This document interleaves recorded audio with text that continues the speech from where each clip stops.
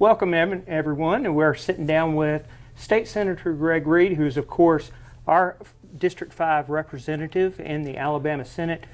Senator Reed, today we're here at the Walker County Center of Technology, and we just heard about the Whole Child Initiative. I know the welfare of the children, not only in our district but across the state, is something that's first and foremost among you and our fellow legislators. Every time that you guys make an act, this Whole Child absolutely looks like a wonderful initiative for both the physical and mental well-being of our children. What was your assessment on it? Well, first off, Brian, thanks for visiting with me today. It's always a privilege to see you, and appreciate our friendship over the years. I'm glad to be here. I've made several trips to the Walker Center of Technology. These folks do a great job here in career tech education and brought me here on a number of occasions. They do great work and in collaboration and coordination across all of the county schools, high schools, with students that are coming here to get career tech education, and in conjunction with things that are going on at Belleville State Community College as well. So I'm excited about the work. But today, as you mentioned, we had some resolutions that were presented by the governor and that I presented from the State Senate in regards to January of 2022 being the month to recognize the whole child.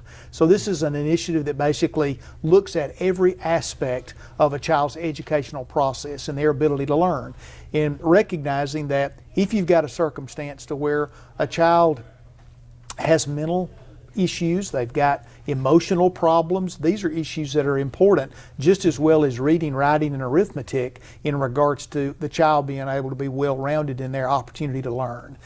Whether it's their interaction with their fellow students or interactions with their teachers, those kinds of things are all important in looking at the education for the entire child. The accomplishment of goals in every area of their educational position and opportunity is very important.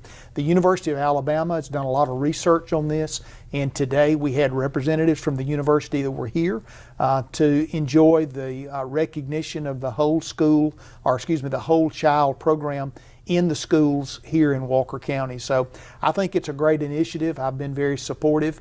Mental health is a topic that the legislature has spent quite a bit of resource on in the last several years, and in particular dollars spent for children's mental health, specifically being able to have mental health professionals available in our schools. And I know that's a topic that's difficult, certainly it was for me, to recognize during the coronavirus pandemic and other reasons. We've got children that have issues with some mental health requirements, that they need treatment. They need their educators to be trained in some of the things that are important related to their mental health, and that is a part of the whole child program in being able to manage the child's education to accomplish the outcomes that we all are looking for. So I'm glad to be here today. It was a good program. We've just touched on what's going on in the present right now as you were here for the whole child today. Let's take a look at the future. You guys, in the very near future, you guys are about to enter back into the legislative session. What are some of the things that you guys are targeting that you want to get accomplished here? Well, I've had that question several times. As president of the State Senate, we're looking at what our agenda focus can be, and really, Brian, I think that falls into three categories. Number one is going to be Recovery Act resources that we've gotten from the federal government. Alabama has currently about $600 million in Recovery Act resources that we will allocate in the coming legislative session. Then in summer of 22, we will receive another over $1 billion that will need to be allocated. These funds are going to go to areas from hospitals and nursing home reimbursement because of the virus, issues that are associated with broadband, internet access, a lot of different topics that are important. Water and sewer projects for individual communities is a topic that these resources can be used for. So putting together a good program for the allocation of those resources is going to be a big priority for the coming legislative session. And then that rolls into priority number two, which are going to be state budgets. Looking at the education budget and the general fund budget. The good news is that Alabama's budgets are in good shape. Alabama's economy's continued to be strong even during the virus. We've certainly been hurt by the virus, but not nearly as much as what we've seen in other states. So I'm proud of where we are with the resources that are available. One of the things that the Education and the General Fund budget committees are trying to work on is to make sure we do not allocate dollars in the same place. So if we've got the ARPA related funds that we're going to be working on allocating, let's make sure that we don't also allocate general fund or education dollars to the same thing. And so that's going to be a lot of accountability that will be important for the legislature to manage. But I think a couple of things we're going to see, pay raises for state employees is something that's been discussed by the governor's finance department.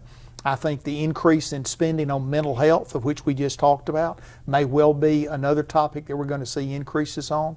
So I'm looking forward to getting busy with that. January the 11th is the beginning of the legislative session, so we'll get started with those tasks in the future. The third thing is to focus on several pieces of legislation that may be important to individual members.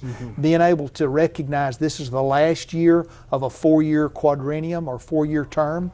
Many members of the legislature are going to have things important back in their districts, things that are important in their local communities. And as president, I want to be sensitive to giving them a chance to work on that legislation that they've talked to the people in their local communities about, and make sure that we have enough time to work on those kinds of legislation as well.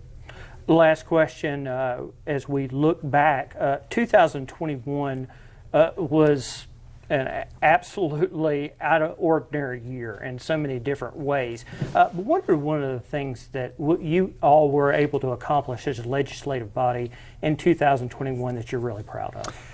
Well, I'll mention two things, one thing personally and then one thing kind of globally for our state. For me personally, I was involved, the governor appointed me as the vice chair of the Alabama Innovation Commission, which was a commission focused on trying to find ways that we can increase entrepreneurship, high-tech businesses, and startup businesses in Alabama.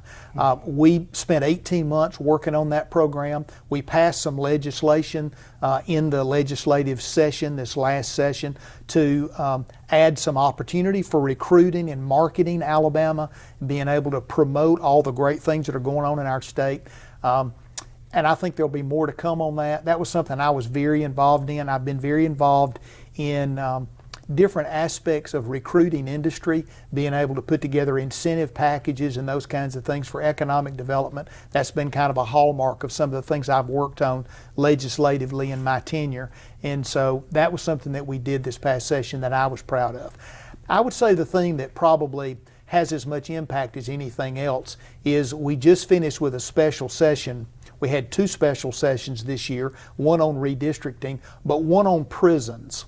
Alabama's prison situation has been a very difficult situation for our state for now going on 15 years.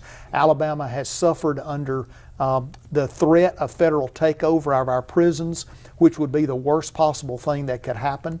And so working with Governor Ivey and other legislative leaders, we were able to put together a package using money on hand as well as some bonded resource to be able to build new prisons in Alabama.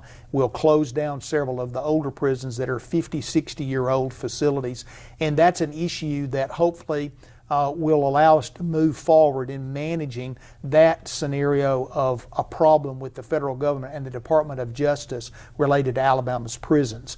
That's an issue that the people of Alabama don't think about often. It's not a topic that is of grand concern to many, but it was very important that the state find a way to have a solution to that problem so we could basically, get that ball and chain off our foot so that we could be able to move forward with a good plan, a good program that would be acceptable to the federal government, managing our Department of Corrections the right way, and have that not continue to be a real challenge for us. So I'm proud of what the work was that was done in regards to our prison system back in the special session in 21. Well, Senator Reed, we appreciate you so much taking a little bit of time.